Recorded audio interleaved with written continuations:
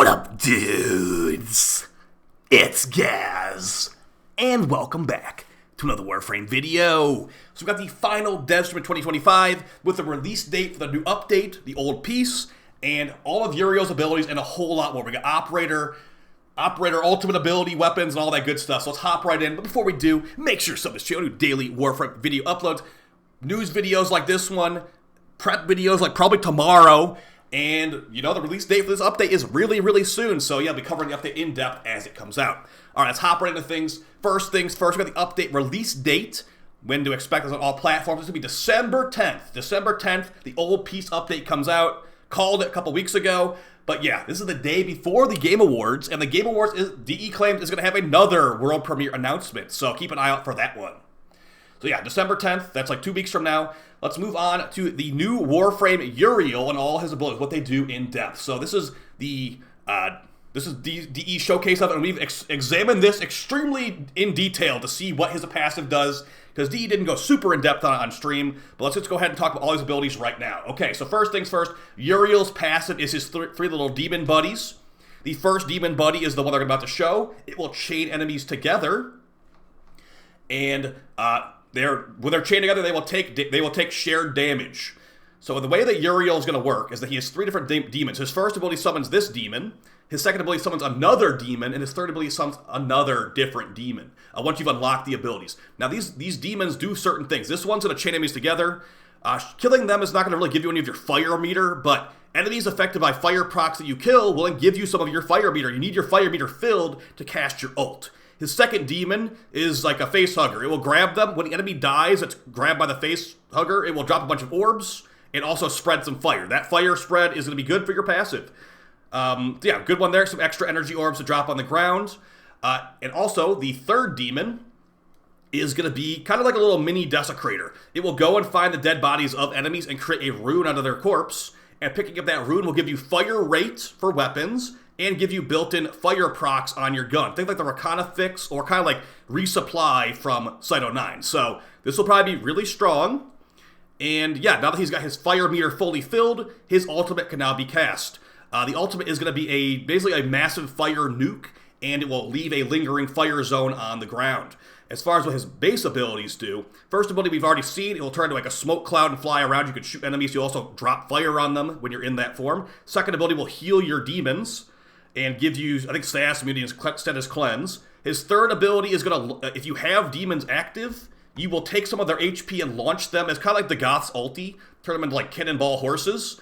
And you can also use your first one to set those demons on fire to make them spread more fire. Spreading fire procs will be very good with Uriel because you can cast your ult more often. So yeah, the ultimate's going to be really strong because it's going to require your meter to be filled. And I'm assuming it will also cost energy too. But just look at a fire proc focused frame here. No exalted, that's for sure. There's your ultimate. You're invincible while casting your ultimate. And I really wish the Ember had an ability like this. But yeah, looks pretty strong. You've got energy sustain. You've got linked damage. You've got weapon buffs. You've got mobility. You've got healing, status immunity, or not full status immunity. You've got status cleanse, which we'll see how that ends up happening, or ends up working out on the update. You've got damage vulnerability with your third, and you also got fire procs built into your guns, and a AoE ulti. So, looks pretty interesting. He's definitely complicated, though. Like, even DE didn't talk about his full details on stream. We had to kind of put two and two together from this. But yeah, picking up your runes from the dead enemies with the summoner dude, and killing enemies affected by heat procs will increase your fire meter, which lets you cast your ult. Alright, moving on to things that are not Uriel. And by the way, Uriel will drop from the new Descendia game mode, assuming on the normal path. Alright, moving on to things that are not Uriel, we have the new update. Now, these frames right here will be boss fights in the new update, and there's also going to be a Prime Resurgence event, too, which I'm assuming some of these frames will be in there, but the thing is, Caliban and Protea are not even vaulted yet. So yeah, the Resurgence will probably have 8 different frames and 2 rotations of it, just like last year, but we don't know the actual frames yet. Besides, apparently some of these frames, like Ash and Ember, would be great Resurgence because, yeah, I don't really have many of the relics left. But yeah, got some new glyphs coming from Tenno-Bomb, got some fun ones. And they also got the Prime Resurgence event. Now, we don't know which frames it will be, but this will be around when the update launches. TennoCon tickets are going on sale later in the year, February 27th to be exact. And yeah, as far as the beginning of 2026, I kind of did this in a weird order, but yeah, in January there'll be a alert to get a free Dagoth Warframe, And then in February, there'll be a Year of the Horse Dagoth skin. This is what it looks like, and you can buy that. There'll also be a Dagoth special Kaith skin, but you don't really see these Kaiths too often in the mission, so I don't see the point of this, but yeah. Also a new Floof, too. Now we got to look at Gyre Prime's accessories. She's got a Cyandana and an armor set. Not exactly my favorite, but if you like this kind of look, you know, like kind of like an electric glowy look, kind of plastic as well, go ahead and grab it. Good look at the Ultranox Prime and the Kestrel Prime as well, also launching the same day as this update on December 10th. Here it is in-game. Now we're getting Veruda Deluxe. This is not exactly my favorite skin, but hopefully somebody out there likes this a lot. Yeah, Veruda Deluxe looking kind of like a Xenomorph a little bit. You got a nice energy tail. Hopefully we can use the energy tail on like Tenogen skins and not just on the Deluxe skin, but yeah, that could be a reason to run the Deluxe skin at least. Looks pretty good. And there's also going to be a skip button to get to the new content if you want to try it out. Now, don't worry. If you are below MR10, apparently you can't even go into matchmaking, public matchmaking, if you do this. But this is just a way to basically get into the new content as a new player really, really quickly. They're like level 67 enemies look like for normal paths, so I don't think a low-level player can really handle that, but we'll see. If they have like halfway decently modded gun, maybe they can do it. So looks at Uriel here. Uriel's looking great. Mostly fast frame stuff. Now, Uriel's weapon is a bayonet, which is interesting because it will take up the melee slot and the primary slot on your loadout. So yeah, it's going to be like you can use it in melee form or in primary form, and the guns will buff each other. So let's see if we have a good screenshot of this. It's like, yeah, like rifle kills give you melee damage, melee kills give you rifle damage, rifle ammo efficiency. Pretty interesting. There's a new simulacrum here. We got a new enemy faction just kind of casually dropped on us. They're weak to viral damage too, hilariously, so Naresh about to be OP at this update as per usual. And then here's a good look at the bayonet weapon right here. So rifle headshots give melee damage. Not exactly the most exciting looking weapon, but it's an interesting concept at least. We got some looks at the abilities of Uriel. Again, you can chain enemies together, get orbs from them, create a fire rune from their corpse that gives you fire damage buff. Pretty good. Looks like 6% damage buff right there. And yeah, we got some looks at the vendors here. We got, well, we'll leave that for you to figure out in the update what's happening with Proto-Wisp in that screenshot. But yeah, as far as the Focus Ultimates, if you want to use the Focus Ultimate abilities outside of the new update, you have to unlock the special weapons to use them in normal missions. So we have all these weapons with this Focus Ultimates. Let me try to remember them off the top of my head. We got the book for Zedarek. The Zedarek book will be a big laser beam, the ultimate, and it will cause enemies to drop orbs. We'll go over that later.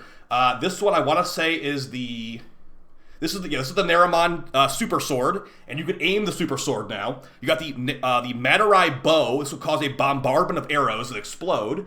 You got the Unairu hammer, which will cause orbs to drop, and then you have the. This does not sound too great in the description. You have the Vazarin ulti, which will cause a vortex. Roger, that is the healing focus tree, so they're not going to have like a big AoE nuke for the healer tree. Here's how you're going to unlock these abilities in the actual game. To use them outside of the old piece, you have to get some of these resources. Ren Hypercore. They have Ren Hypercore on there twice, it looks like. They also have Lyroric Bridge, which you don't even know what this stuff is, really. But yeah, you have to get this stuff to use it in the missions. You also can buy some titles from Proto Uriel. Now, these titles were kind of Like, I was kind of expecting a little bit more than this. Like, 2.5 billion credits to buy that one. You got 10 Echo Vocas for that one. These are all going to be available on day one. So if you want to prep for this stuff ahead of time, some of the more annoying requirements were like live heart cells. Yeah, it's like 150 live heart cells, 200 steel essence. Nothing that major. I mean, this one's actually kind of annoying. The mirror defense crystal stuff. No one likes to pick those up, but yeah, get 100 of that to get the title on day one. Now, if anyone from DE is watching this video, you might need to make sure this is not the case. This says Harrow Prime chassis, and not even Harrow Prime chassis blueprints. Built Harrow Prime chassis. 250 of them for this title. They said they were going to make it Harrow normal, but also make sure it's a blueprint, not crafting, because no one should be crafting 250 Harrow chassis for a title. Next, we have the Focus expansion here. We have 5 new nodes, at least on Zedarek. We did not get to see the other trees in depth. But yeah, you're going to unlock your Focus Ultimate here for Zedarek. You got some nodes involving the Zedarek ulti right here. Now, a quick look at some of these. Thank you for iStars, the screenshot master. We have a look at this one. Create a spectral page granting additional cast speed, ability strength, duration, and 100 bonus energy per page. Now, this is going to, as you can see, it requires a new type of resource to unlock this node, and it requires focus. So 95,000 normal focus and a Ascaris Prime. So yes, this is going to be it's level 1 of the node too. So there's 3 levels of that node. You're going to want a bunch of, maybe not a bunch of focus. I'd say if you have like 1 million focus, you should be set to unlock at least 1 or 2 focus trees ultis here. As far as the, okay, this is pretty intense. This is a look at the new operator ultimate weapons.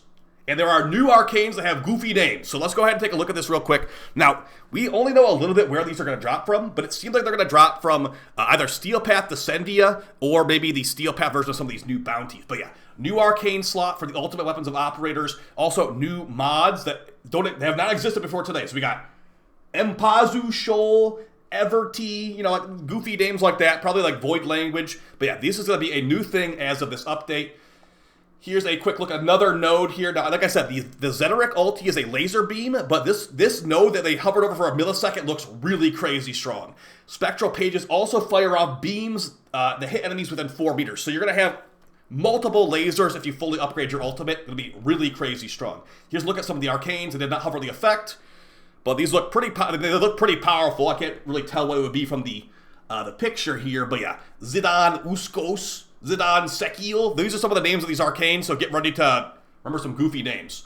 We're going to have an event starting on December 16th involving the new update, and it will drop all the cosmetics of events from 2025. So if you didn't get the 8-Claw cosmetics, you didn't get the Belly of the Beast cosmetics, you'll be able to get it in this new update, or sorry, this new event on December 16th. We don't know too much about it besides that. They did not say the word energize at any point, but I'm expecting there to be energizes, honestly, this time, again, which will be the 3rd time this year, reminder.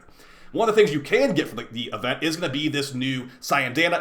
It blocks a lot of the screen, in my opinion, but it still looks pretty cool. And as far as the new game type that's not the Descendia we saw last month, we have the Perita Rebellion. Hopefully I said it right, because apparently it's a bad word in some other languages. But yeah, you have 3 different bounty options here. You have the Hun Julius boss fight, which will be like the Sentient 2.0 big like flying thing, which will show a little bit here.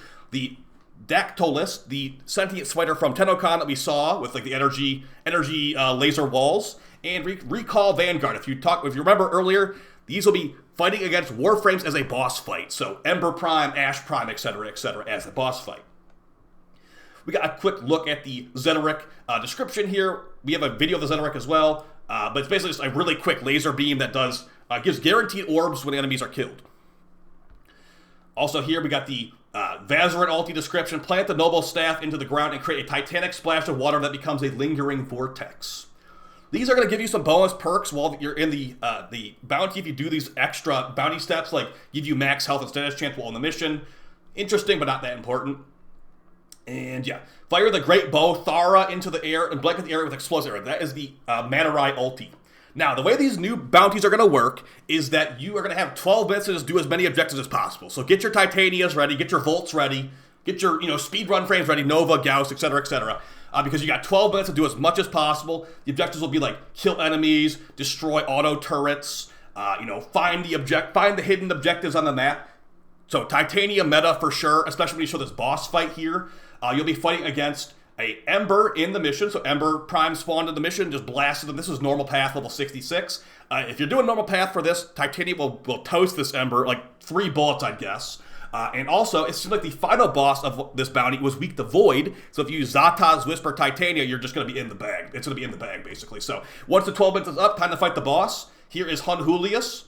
We got a pretty in-depth look at Hun Julius's boss fight here. So there will be these like grapple points in the missions that you can grapple onto. They're going to give you bonus void damage in this boss fight, and there will be Synovia, just like a normal Eidolon. So there's body parts you can weaken to cause damage to the main health bar, and after you do the first DPS phase, second DPS phase starts in space with Arcwing guns. So hope you get a good Arcwing gun. Theirs didn't seem fully modded. It was the Mazelon. If you have a Mazelon with a good build, it should be probably fine for this because you're mainly just using it to DPS the boss and break these like these like red weak point balls that appear in the sky. Not going to try to spoil the whole thing, but yeah, it looks pretty straightforward and easy. So yeah, as far as an overview of what we got here, we got the December 10th Old Piece update with, as far as what's contained in there, the quest. We did not show the quest at all, so it should be hopefully spoiler-free on day 1. 3 new Proto-Frames, Proto-Hero, Proto-Wisp, and Proto-Uriel. Uriel with all his abilities looking pretty strong. The new weapon class beta. It looks like the only weapon they showed was this. Focus School expansion, so 5 new focus nodes per tree, and also the altis. Operator and Drifter big graphics update. New Descendia game mode, which will be a weekly. Now, they showed a little bit of the normal path loot. It looked really, really bad. We're talking credit caches. But they did not show the steel path loot. I'm assuming, now, again, they did not really fully deliver on this. I'm assuming the new arcanes, like whatever it was called, like, I'm not going to try to remember the name of it. Zaki blah blah. That is going to probably drop in the steel path Descendia. But again, they kind of did not fully deliver on the information on that one. So that is assumption on my part. New Rebellion game mode, that's the bounties we just showed, 3 different versions of it, and you'll be able to get some focus resources there, hopefully.